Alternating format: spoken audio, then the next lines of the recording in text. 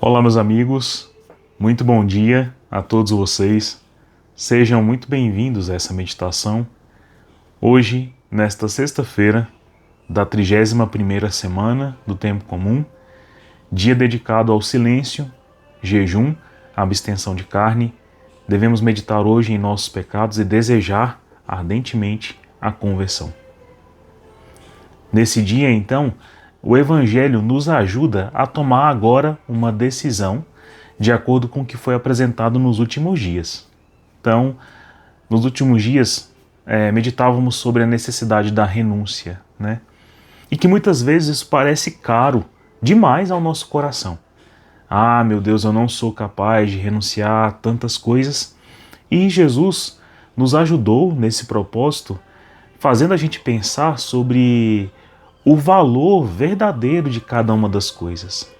E que, de fato, nós não precisamos, deixar de ser quem somos. Ou, na verdade, somos chamados a amar em um grau tão alto o que Ele quer nos propor, que aqueles que estão conosco nos acompanhem.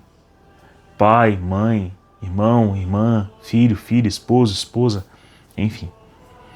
Mas, ao falar de renúncia, a gente percebeu que ontem, nesse encontro, que Deus tem para redimir o homem que caiu por causa do pecado, quem renuncia mesmo e de maneira muito verdadeira é Deus.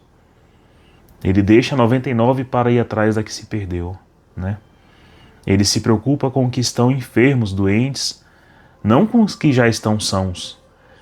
Então é claro que o que é caro ao coração de Deus, para a redenção dos homens, Ele prioriza. Como, por exemplo, Ele deu o seu Filho único, nosso Senhor Jesus Cristo. E este, dotado de grande amor pelo Pai, unido ao Espírito Santo, concretiza de maneira eficaz essa obra de dar a sua vida por nós. Então, quando a gente fala sobre esse encontro, a renúncia, a contrição, o amor, a misericórdia, o derramamento de sangue, é bem mais da parte divina do que humana. Então, hoje, o Senhor fala sobre como o mundo age para com os propósitos do mundo. Então ele fala sobre a esperteza de um certo homem que, para ter boa fama com as pessoas, para não se ver abandonado quando seria justamente despedido pelo seu patrão, ele faz coisas que exigirão favores futuros. Então, este homem visa, objetiva coisas materiais, coisas desse tempo. E nesse momento, por exemplo, da escritura, da parábola dada aqui por Jesus, ele quer boa fama para que depois ele não se veja completamente abandonado. E aí Jesus fala que ele agiu com esperteza, porque o interesse dele não são as coisas do mundo, não é a boa fama, não é ser visto pelos homens, não é exatamente não perder vantagem neste mundo, as suas preocupações não são aquelas que Jesus falou para a gente não ter, preocupações com os campos, com os bois, com o casamento, com as obrigações deste tempo.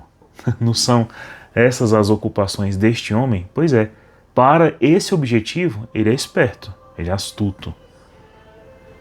E já os filhos da luz, que muitas vezes estão decididos para se encontrarem com Deus, para a santidade, para edificar a torre até o fim, para darem todo o seu mover de vida para achar a pérola preciosa ou a moeda que se perdeu. Esses, que estão prontos para a renúncia, são vistos pelo mundo como idiotas, como tolos, como vazios, E hoje em dia é comum também sermos vistos neste mundo como vilões, como algozes, como reacionários, conservadores, tradicionalistas, fundamentalistas, impeditivos, cruéis, Enfim, hoje os cristãos são vistos no mundo como grandes inimigos, né, da liberdade, sendo que, na verdade, os cristãos apregoam a verdadeira liberdade, que é o do homem estar livre de suas paixões, concupiscências desordenadas, né? É o homem estar realmente livre para amar o próximo, para amar a Deus. Então, os cristãos objetivam uma coisa que é inadmissível neste mundo. Então, se os homens deste mundo agem por esperteza, né? agem com grande astúcia, e veem os cristãos como pessoas tolas, idiotas, burras, fundamentalistas, reacionárias, Deus nos desperta hoje para o seguinte: para não se preocupar tanto com a boa fama, para saber que se nós somos vistos assim, provavelmente estamos muito bem, num certo caminho, que aprendemos a renúncia e que aquilo que nós renunciamos muitas vezes fica aí, brigando, reagindo, comentando, ofendendo a nossa escolha, a escolha de santidade, de ir até Deus, de procurar realmente a renúncia, né? Então é um sinal muito claro de que o que nos move não é astúcia, não é esperteza, é sabedoria, é inteligência. Mas nessa sabedoria, nessa inteligência, já que estamos muito decididos para fazer renúncias pequenas diante da grande renúncia que Deus fez por nós, o nosso comportamento tem que ser então mais sábio, mais inteligente, mais conciso e persistente. As vozes deste mundo não devem nos confundir, entende? Então, ao olhar para essas evidências, a gente tem que se ver encorajado. Porque se agíssemos com sabedoria e inteligência, para de fato viver a santidade, para operar as renúncias que são necessárias em nossa vida, com toda certeza, a gente teria mais êxito. Olha, diante do evangelho de hoje, que a gente vai ler já já, talvez esse homem que renunciou, que fazia ali renúncias nos acordos, né, para poder ter boa fama entre os homens, talvez ele teve êxito. Ele tenha sido despedido pelo patrão, ele tenha realmente sido penalizado dessa maneira justa, mas aí quando caiu na boca do povo, um ou outro deve ter recordado: você me ajudou quando eu estava com dívida com seu ex-patrão, então eu vou lhe ajudar, lhe dar um emprego, lhe dar um favor. Então talvez ele tenha agido, tenha sido exitoso. Mas a gente que escolheu a renúncia e escolheu para cima da astúcia a sabedoria e a inteligência, deveríamos ter também êxito. Entende? Então, se nós escolhemos a renúncia, qual seria o êxito? É não chorar, não querer voltar, não ter saudade, não olhar para trás como fez a esposa de Ló, não ter ainda aquele apego que nos faz ter um olhar acabrunhado, tristonho em nosso rosto. Já percebeu que os santos que renunciam de fato muitas coisas, às vezes à liberdade, às vezes à boa fama, às vezes à saúde, às vezes à própria vida, chegando ao martírio, eles o fazem com alegria, porque foram exitosos, alcançaram uma glória, uma união com Deus, uma graça, né? Então, por mais que tenham sofrimentos na vida, isso não apaga o seu semblante de vitória, de sorriso, de êxito, de caminhar neste mundo sem ser por ele confundido, sem ser por ele entorpecido, sem ser por ele tornado emocional demais, sem se ver aturdido e confuso. Ai meu Deus, que loucura este mundo, eu me confundi. Não, porque isso não servirá para nós como desculpa.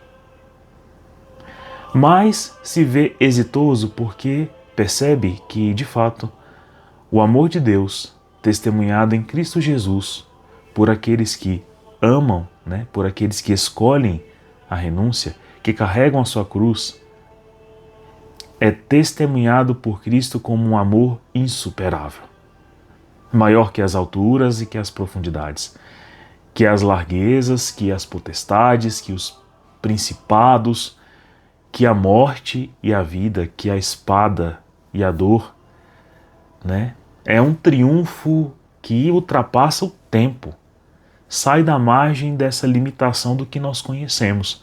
É uma felicidade eterna.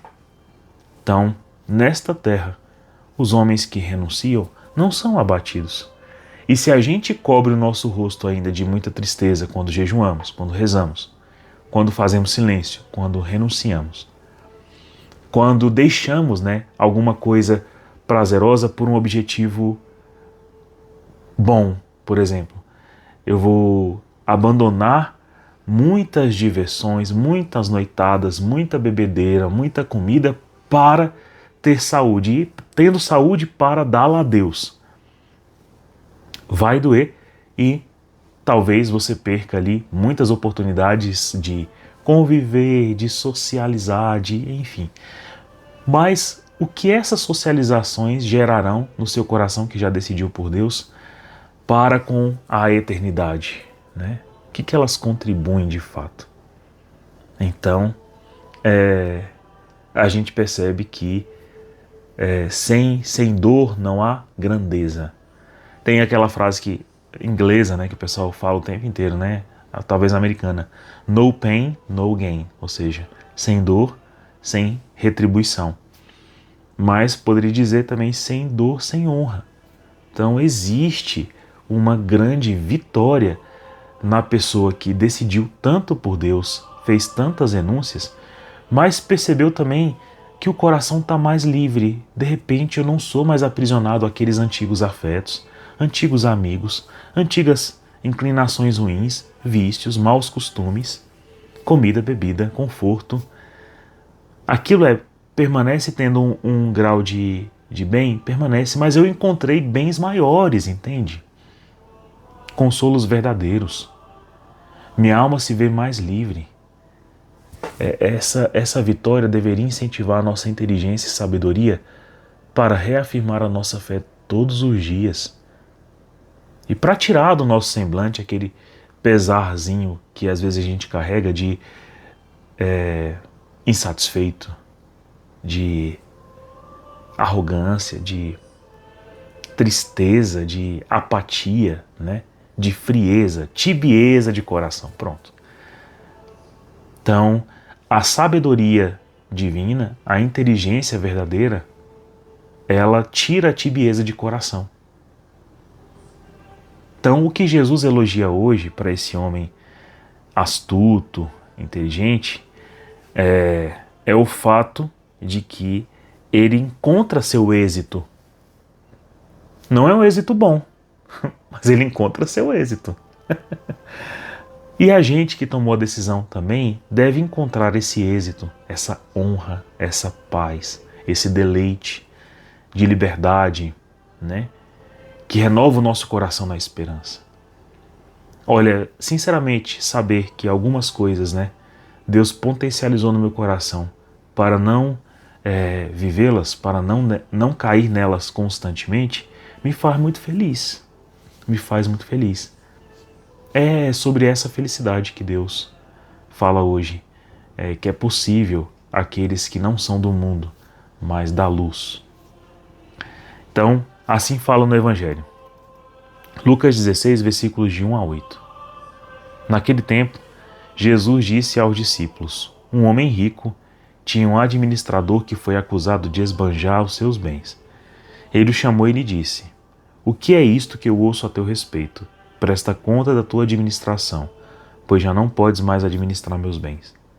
O administrador então começou a refletir: o Senhor vai me tirar a administração. O que eu vou fazer? Para cavar não tenho força, de mendigar tenho vergonha. Já sei o que fazer. Para que alguém me receba na sua casa quando eu for afastado da administração. Então ele chamou cada um dos que estavam devendo seu patrão. Perguntou ao primeiro: quanto deves ao meu patrão? Ele respondeu: 100 barris de óleo. O administrador disse: pega a tua conta, senta-te depressa e escreve 50. Depois ele perguntou ao outro: e tu, quanto deves? Ele respondeu: 100 medidas de trigo. O administrador disse: pega a tua conta e escreve 80. E o Senhor elogiou o administrador desonesto, porque ele agiu com esperteza. Com efeito, os filhos deste mundo são mais espertos em seus negócios do que os filhos da luz.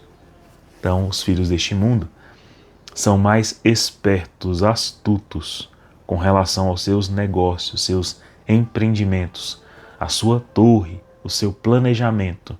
Planejamento de combate, lembra? Planejamento de fazer a torre. Então, um homem deste mundo, por exemplo, faz cálculos precisos para objetivos terrenos. Por que será então que, precisando e podendo agir com sabedoria, os homens da luz, que são conduzidos pela sabedoria, pela inteligência, pela ciência verdadeira, não agem também de maneira eficaz, de maneira exitosa, com os seus empreendimentos?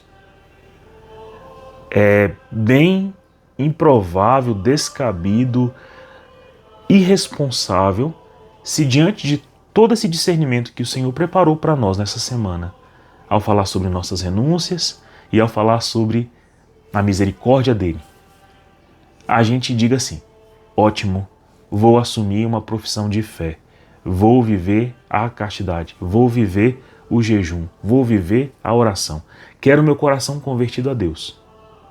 E aí, por esse fim, eu diga, para o mundo, eu me comporte externamente como se fosse um cristão, mas não rezo, não comungo, não peço perdão, sou grosseiro, agressivo, sou libidinoso, sou completamente apaixonado e arrogante nas minhas decisões, nas minhas escolhas, na minha conduta, Eu não construo, não edifico, eu derrubo o outro na primeira oportunidade. Faz sentido, Seria a mesma coisa que não ter sabedoria, que não ter inteligência, que não ser filho da luz. E o engraçado é que muitos, sim, tomam a decisão porque seria muito insensato, de repente, do nada, depois de todo o testemunho de Deus e da renúncia que Ele tem para nos amar, renunciar à graça, à salvação, à eternidade. Mesmo aqueles que dizem não ter fé, que serem ateus, não querem fazer um atestado de próprio punho, renunciando à possibilidade da graça, se o céu existir, se Deus existir. Pois se tudo isso existir, até os ateus querem. Até os injustos querem. Se a graça da vida eterna for possível, todo mundo quer. Então, vejam, Jesus coloca aqui o nosso coração para pensar, para meditar. Você não escolheu renunciar, você não escolheu a graça, você não escolheu o amor, não escolheu o caminho de Cristo. Então esteja lá, Faça o que é agradável a Cristo, faça o que é bom aos seus olhos, faça o que Ele manda fazer, tenha comunhão com Ele. E nos seus negócios, no seu empreendimento, seja constante, firme e decidido. Pois os filhos deste mundo também são muito decididos para o que obtêm. Veja que as pessoas deste mundo são tão decididas que seus planos são longos, longevos, Você acha, por exemplo, que quem decide governar um país com princípios deste mundo tentaram e arquitetaram seus planos de poder hoje, ontem, há uma semana? Não, há anos atrás. Desde que foram despedidos, por exemplo, de alguns empregos, desde que foram colocados em stand-by. Foram fazendo favores e favores e favores e favores. Até que hoje esses favores se tornaram muito caros. Entende? A gente percebe a esperteza, a crueldade até dos filhos deste mundo o tempo inteiro. E às vezes eles não fazem só favores, mas eles colocam títulos, né? Eu defenderei os pobres, eu defenderei os famintos, eu defenderei, né, os mais injustiçados do povo. Eles fazem isto? Eles têm como fazer isso? Não fazem. Porque eles querem continuar pegando pela dívida, né, as pessoas. Pegando pelo estômago, pegando pela vantagem, pegando pelo título a pessoa. Nunca querem que a pessoa, de repente, tenha a brilhante ideia: eu não quero recorrer mais a este, que um dia me deu esse ou aquele favor. Mas que tal recorrer àquele a quem eu realmente devo?